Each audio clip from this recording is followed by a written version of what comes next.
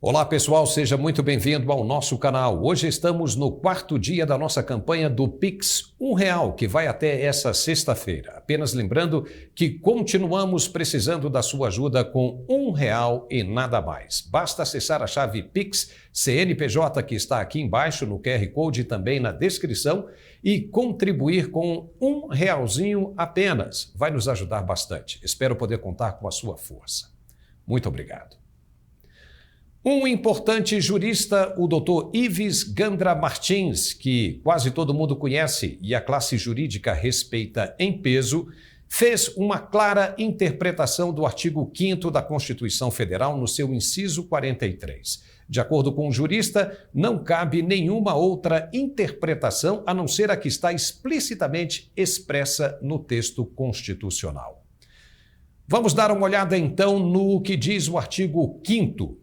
Ele fala que todos são iguais perante a lei, sem distinção de qualquer natureza, garantindo-se aos brasileiros e aos estrangeiros residentes no país a inviolabilidade do direito à vida, à liberdade, à igualdade, à segurança e à propriedade nos termos seguintes. Veja que ele diz que todos são iguais perante a lei, não há privilégios. Agora, o inciso 43 referido pelo jurista.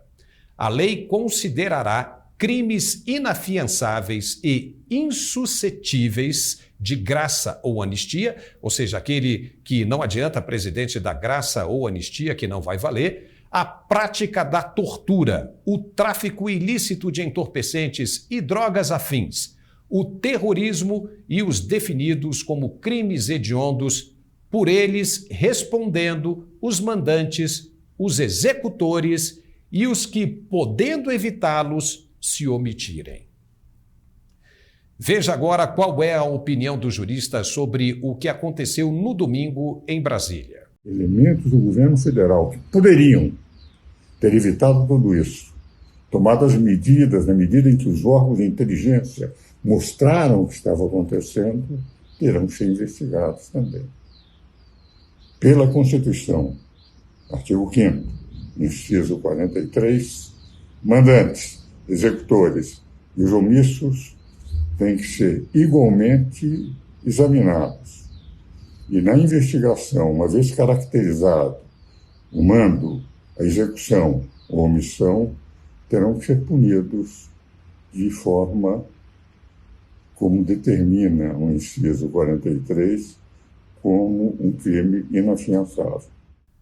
Você viu aí o que pensa um importante jurista independente sobre a questão da lei. Na visão dele, segundo a Constituição, aqueles que sabiam e se omitiram devem ser responsabilizados na forma da lei. Não importa quem seja, pois a lei é para todos, sem privilégios. A imprensa nacional, principalmente a escrita, tem divulgado que a ABIN, a Agência Brasileira de Informação, cumpriu o seu papel e avisou 48 órgãos federais sobre o que poderia acontecer. Uma investigação a fundo, com toda certeza, irá apurar quem teve informação e se omitiu. De acordo com a lei, todos que souberam, no âmbito administrativo, sendo distrital ou federal, se omitiram, devem ser responsabilizados por igual. E aí? Como vai ficar isso? É a lei que tem que ser para todos. Se houver algum privilégio, poderá haver também consequências desagradáveis. Há que se fazer uma investigação cautelosa e aprofundada do episódio. Os culpados devem ser, sim, punidos exemplarmente, pois até quando vemos uma pichação em muro público, nos revoltamos, quanto mais nos moldes que aconteceram as agressões nos três poderes. Isso é inadmissível. Mas, de novo, os manifestantes que queriam apenas expressar suas opiniões e não participaram da quebradeira ou invasão devem ser analisados com parcimônia. Muitos já começaram a voltar para casa, felizmente, como é o caso dos idosos, senhoras e pessoas com algum tipo de comorbidade ou deficiência física. Essas pessoas não podem ser mesmo consideradas extremistas perigosos. O parágrafo 10, artigo 2 da Lei 13.260 de 2016, ou seja, a lei que trata de terrorismo, traz elencado claramente o que é considerado o ato em si. Em nenhum momento fala de depredação de prédios públicos, como aconteceu no fim de semana fatídico. Para esse tipo de ação existe outra legislação, que trata o Código Penal brasileiro, definido como crime de dano no artigo 163. Destruir, inutilizar ou deteriorar coisa alheia, prevendo pena de detenção de 1 a 6 meses de prisão ou multa. A maioria dos que estavam ali não era de extremistas. Os responsáveis pela baderna, esses sim, devem ser enquadrados na forma da lei. Ainda com relação ao ocorrido no dia 8, o presidente Lula disse estar convencido de que a porta do Palácio do Planalto não foi arrombada e sim aberta propositalmente. Segundo ele, alguém de dentro abriu a porta para que os baderneiros entrassem e destruíssem o prédio. Lula disse ainda que só está esperando a poeira abaixar para checar as fitas do sistema de segurança do Palácio do Planalto e identificar as possíveis colaborações. Ele citou que a Polícia Militar do Distrito Federal e as Forças Armadas foram coniventes e deixou claro que, se comprovado, nada ficará impune. Não é bom o presidente ficar dando essas declarações. As investigações darão conta do recado por si só e em breve saberemos dos resultados.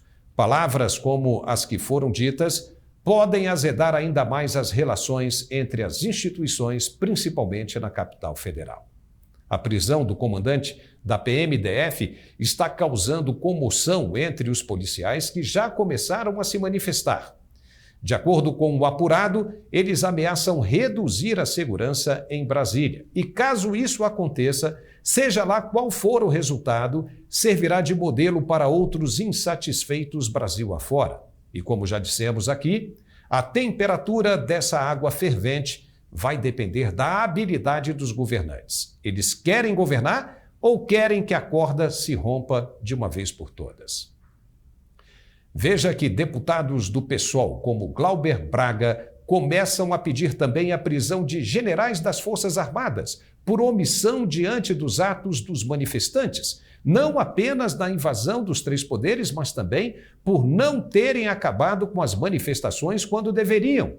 Como se vê, as Forças Armadas estão na mira dos esquerdistas. Mas isso todo mundo já sabia. O próprio Genuíno, um dos caciques do PT, já tinha deixado claro que as Forças Armadas não terão papel significante no atual governo. E essa birra com relação aos militares pode se tornar uma gota de limão nessa sopa que já está azeda. O advogado-geral da União, Jorge Messias, alertou ao STF que o Brasil está em iminência de entrar em grave situação. Oh boy! Para encerrar um pouquinho mais de história. No dia 31 de agosto de 1939, o governo da Alemanha nazista precisava de um pretexto para dar início à invasão da Polônia e provocou um incidente para fazer parecer que o país vizinho teria começado as hostilidades contra a Alemanha. Agentes da SS, vestidos com uniformes de soldados do exército polonês, atacaram uma estação de rádio alemã em Gleiwitz, cidade no sul da Polônia. No dia seguinte, Adolf anunciou à nação alemã e ao mundo sua decisão de enviar tropas para a Polônia em resposta às incursões dos poloneses contra os súditos do Reich.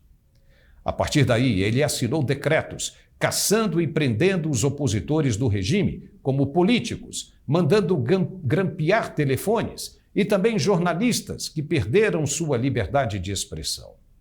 Uma propaganda que serviu de argumento para a efetivação de suas ideias mirabolantes. Se analisarmos como a história se repete, podemos até enxergar para onde estamos caminhando nos próximos passos desse ciclo de acontecimentos. Ficamos por aqui com essa análise. Não se esqueça de se inscrever em nosso canal e dar um like. Também, se puder, contribua com nossa campanha de R$1. Basta acessar a chave Pix aqui embaixo e contribuir com R$1 apenas. Muito obrigado, um forte abraço e até a próxima.